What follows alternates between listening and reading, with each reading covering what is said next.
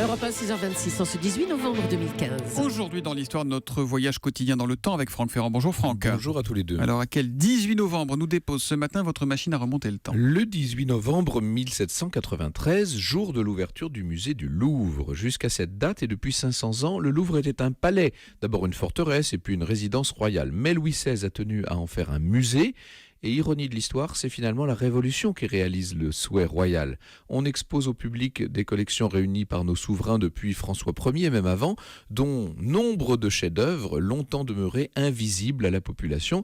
Désormais, tout le monde pourra voir la Joconde et le reste. Ah, parce qu'elle était déjà la Joconde, donc à ce Oui, moment-là. bien sûr. Mais alors, pourquoi au Louvre? Mais parce que c'était sa vocation que d'être un refuge des arts, au moins depuis 1608.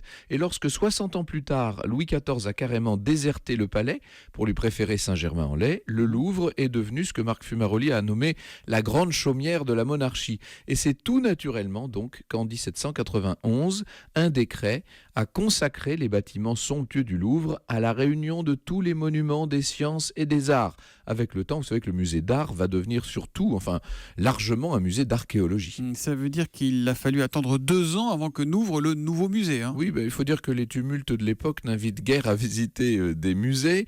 Il n'empêche, ce 18 novembre 1793, le public peut découvrir des collections qui vont s'enrichir par la suite, ne serait-ce que par la volonté d'un conquérant nommé Bonaparte. Mais enfin, cela, c'est une autre histoire. L'histoire qu'on retrouve avec vous à 14h tout à l'heure sur Europe 1, on parlera de quoi? Je vous raconterai la dernière visite à Fontainebleau de l'impératrice Eugénie. Voilà, au cœur de l'histoire, rendez-vous donc à 14h avec Franck Ferrand. À tout à l'heure, Franck. Bonne journée.